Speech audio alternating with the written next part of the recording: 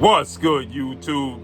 It's your boy, Blue Blood Sports TV, and I'm back at y'all with another one. So this is just going a tad bit too far now. Now we gotta stop, and we gotta start pumping the brakes on these two great legends going back and forth. Well, really one great legend going at the other great legend. One is responded once and never responded again. That being retired legendary Hall of Fame iconic 5-division world champion, former pound for pound king, former pay-per-view king, had two separate careers.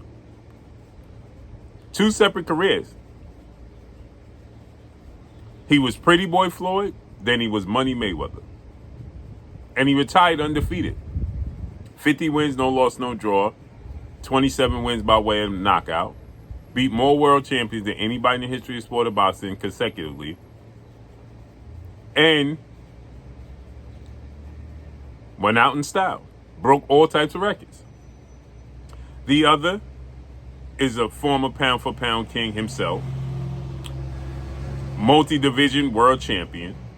Iconic superstar, retired Hall of Fame.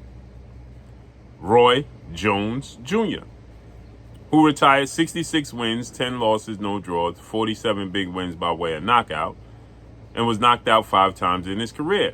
Now, those late knockouts to Enzo Maccarinelli in 2015 and Dennis Lebedev, those knockouts are the Danny Green knockout. Like, after Roy Jones was knocked out by Antonio Tarver in 2004, him getting knocked out 11 years later and all of that, it was already over. But Roy Jones was a legend, an icon. Okay? Multi-division world champion. Okay? Junior middleweight, super middleweight, cruiserweight, light heavyweight, middleweight, heavyweight, right? Roy Jones is different. In his prime, he was different. And the truth of the matter is, Roy Jones has been feeling a certain kind of way about Floyd Mayweather since Floyd Mayweather made the comments that he was better than Muhammad Ali. And that's Roy Jones's icon. Anybody that know Roy Jones or talk to Roy Jones, you know he tolerates no disrespect to Muhammad Ali, not even in favor of himself. When I interviewed Roy Jones a couple of times, I said that he was the greatest athlete that ever graced the square circle, and he got offended by that and said, "No, I'm not. Muhammad Ali is the greatest athlete that ever graced. You ever seen Muhammad Ali? He went in on me." And I'm saying that he's the greatest athlete that ever graced the square circle. That offended him. Because he feels like Muhammad Ali is the greatest athlete that ever graced the square circle. So with that said, it's not shocking or surprising that Roy Jones was annoyed with Floyd Mayweather for saying what he said. And then it just built up tension. Then Roy Jones started saying Floyd Mayweather was just barely in the top 10. And then he said that Floyd Mayweather would lose to Sugar Ray Leonard. So then Floyd Mayweather led to Floyd Mayweather saying, well, not saying anything, but sitting down watching Roy Jones highlights of him getting knocked out. Right? And Roy Jones from there went on a tangent. But now, Roy Jones, every interview, people are asking about this because he wants to fight now. He's agitated. He's annoyed. Now he's just throwing things out there. That's just not realistic. And the people interviewing him, because he's a legend, because he's an icon, and because of the situation, they don't want to correct him. But it's getting ridiculous now. Roy Jones is saying that Floyd Mayweather never fought any black athletes in the sport of boxing. That's why he retired the way he did, and don't get praised the way Sugar Ray Leonard get praised, because Sugar Ray Leonard beat black fighters who are 90. He's right. 90% of the greatest fighters in history are black. He's right. And Sugar Ray Leonard got the opportunity to beat Tommy Hearns, Marvin Hagler, right? Wilfred Benitez. Yeah, he did. in their prime when they was undefeated? Yes, he did, except for Marvin Hagler. The problem is Roy is not being realistic because there was no black fighters outside of Shane Mosley in Floyd's era that was willing to fight him other than Pernell Whitaker. Pernell Whitaker was on his way out. Floyd debuted in 96. Sweet Pea was starting his transition out the sport of boxing by the time Floyd Mayweather became somebody for him to fight. So you had Shane Mosley, who was ducking Floyd Mayweather. Said he had a toothache. Said he was too high risk, low reward. Said he needed to beat Antonio Margarito. Remember, there was a page, Ring Magazine, the front of Ring Magazine had Shane Mosley and Floyd Mayweather. Who's going to be the best of this era? Shane Mosley got the opportunities Floyd didn't. And Shane didn't beat black fighters. He made his name off of beating Oscar De La Hoya and names like that. Those guys would not give Floyd the opportunity. So what black fighter in his era was available? Roy Jones says that Terrence Bud Crawford was available and Floyd ducked him. We got to stop.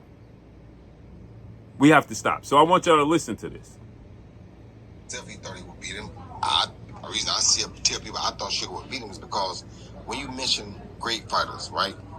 90% of your great fighters are black.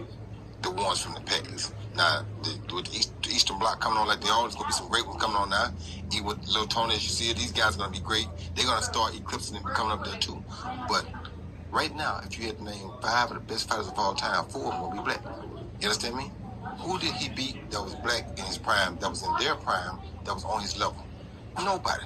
Sugar Ray Leonard beat Marvin Hagler, Tommy Hearns twice, Roberto Duran, who beat one of the other people on that pound list. He beat guys that were Floyd Mayweather Sr. He beat guys that were at their prime, no matter what color they were. He beat all of them at their prime. Him and Tommy fought when they both hit up. Now, see, here's the problem.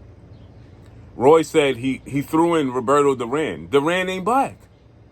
And then you said he beat everybody, no matter what color they are. So then if that's the case, you got to give Floyd his flowers.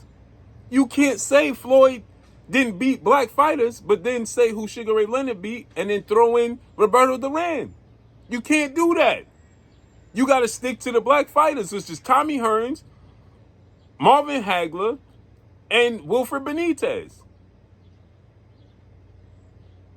You can't throw in Duran and then say it didn't matter what color you was, because if it don't matter what color you was, then Floyd beat everybody too. This is why we got to stop doing this, man. Not when Tommy got beat by Ari and Barkley. That's too late to beat Tommy. If you beat him after that, it don't count. So you discrediting Floyd for beating guys like Shane Mosley coming off one of the biggest wins of his career, beating Antonio Margarito. He knocked out Antonio Margarito, who he suggested Floyd should fight before he fight him. And he knocked out Margarito, and then Floyd beat Shane Mosley. But you can't say, well, Shane Mosley had already lost, because now we saying that the O counts. Now we bringing into account the 0. So if that's the case, then you can't say you can't credit Sugar Ray Leonard for beating Marvin Hagler, because Marvin Hagler had already had losses.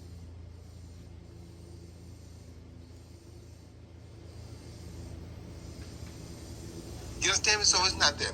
I'm not saying Floyd's not a great fighter, but I can't put him ahead of guys who have crossed their line like that. When I put you in with an equal opposition, now I can judge and say, hey, you did that. You go on that line. But Terrence Crawford was there all these years. He never fought him. Fought Canelo, who was way younger than Crawford, who was 3 years younger than Crawford. But Crawford was there too, but you never called Crawford's name. This is where we have to stop. We have to stop right there. How could he call Crawford name? Do you know, Roy? See, this is what I'm saying. We have to stop these two legends because they're making a mockery. Well, Roy's making a mockery of them because Floyd is not responding anymore. Right? And our legends, we can't have these two legends do this, man. We can't. They are 2 of the top 5 greatest fighters in history of the sport of boxing. We can't do this. Because see, now Roy is throwing out things that just don't make sense. Just because he's annoyed and angry and agitated. Terrence Crawford just made a name for himself March 30th of 2013, when he really made a name and really got the public's eye in the sport of boxing. March 30th of 2013, when he fought and beat Brettis Prescott as a late replacement and an underdog. For Brettis Prescott, where Bob Arum and his team was saying don't take the fight on short notice, and he was the underdog against Brettis Prescott. People thought he was going to get knocked out. Most people didn't even know who Terrence Crawford was until that day. Do you know, Roy, that was March 30th of 2013? Do you know Floyd fought Canelo at 37 years of age, September of 2013?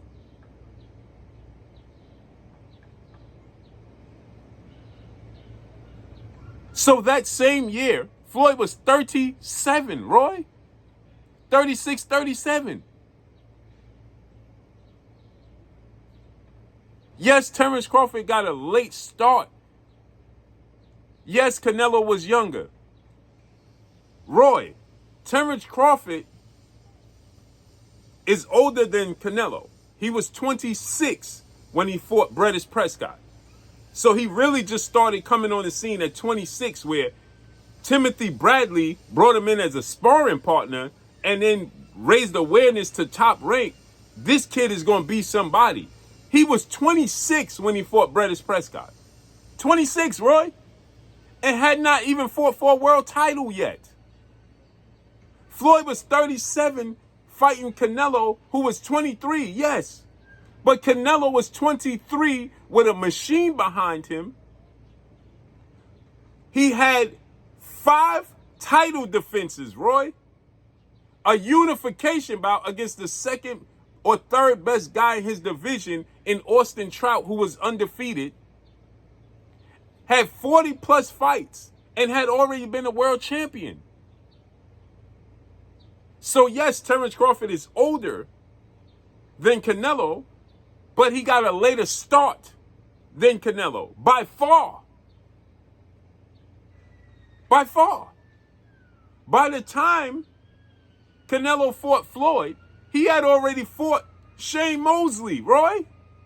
Austin Trout, Roy.